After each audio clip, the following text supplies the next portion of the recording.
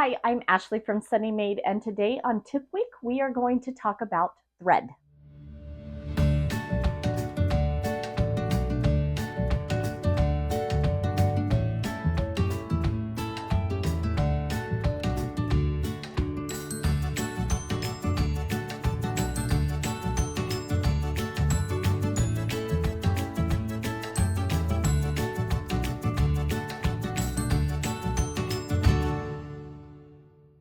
Hello, friends. Welcome back. I am glad you're here. This week on Tip Week, we are going to talk about thread. Um, Thread is one of those things I have as I talk to other quilters. People are very specific on which kind of thread they like. Um, I am in no ways a professional at this. So I would love to hear your feedback. What kind of thread do you like to use and why? Um, what kind of thread? What weight of thread? Um, I would love to know. I am always interested in hearing about what you guys like, and maybe it will help me become a better quilter. So I'm going to tell you a few things about what I know. I have everything typed up, all ready to go. It's probably not going to be perfect, but I will just give you a few tips. We're going to go over some terminology, and then you can go from there and decide what you want to use on your quilt. So first, let's talk about weight. What does weight mean on a thing of thread? This is how many hanks of fabric you can get that will weigh 1 pound when you turn it into thread. So the bigger the number, the more fabric, the more hanks you use, the thinner the thread. The smaller the number, the thicker the thread. I know that can get kind of confusing because I'm like, oh, bigger number should mean thicker thread. Nope, nope, nope, nope. This is backwards. The bigger the number, the smaller the thread, the smaller the number, the bigger the thread. But you know what else that means? Is that if it's smaller thread, you can get more on a spool than you can if it's thicker thread. So when you're looking at your thread, look at how many, it's usually measured in yards or meters. Um, Look to see how much is on that and how much does it weigh. So those should both be on there. Okay, so next let's talk about the type of thread. There's two types of thread. There's polyester and there is cotton. So the polyester is the most common and it is the stronger thread, or you have the cotton, which is thin and strong.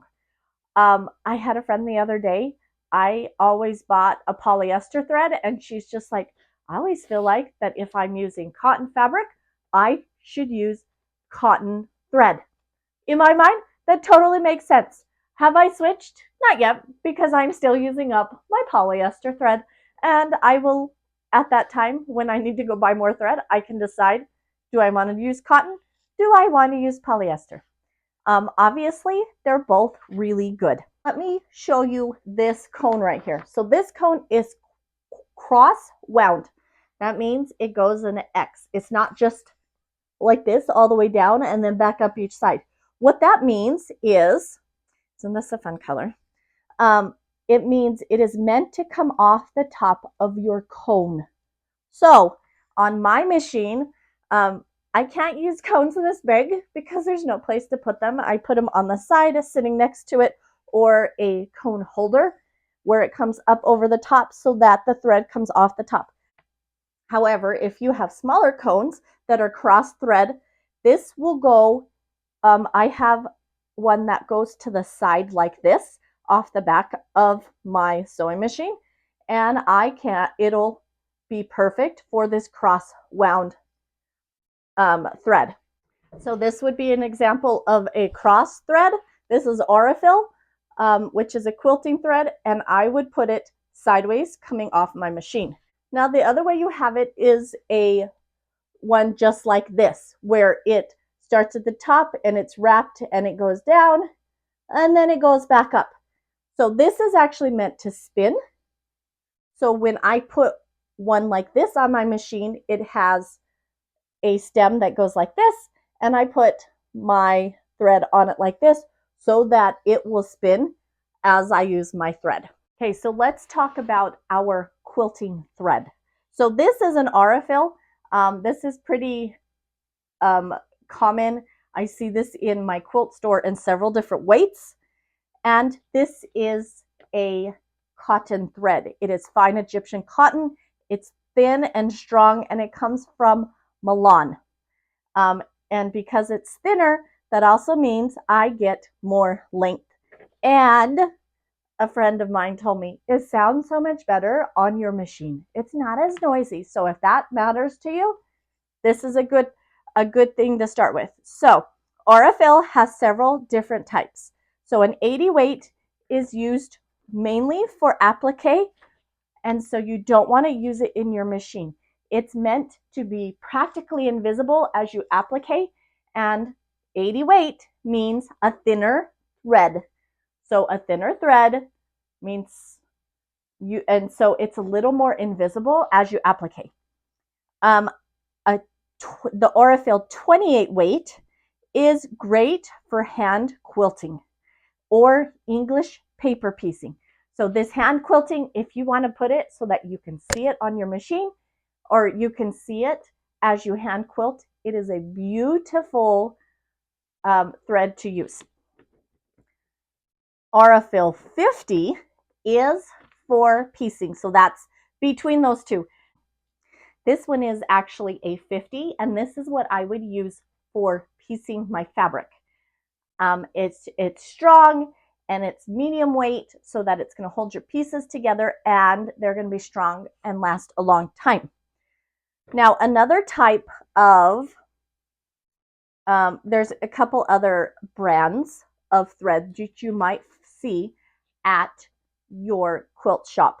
And so let's go over those. So Sulky 12 weights are for big stitches, hand quilting, machine embroidery, or top stitching.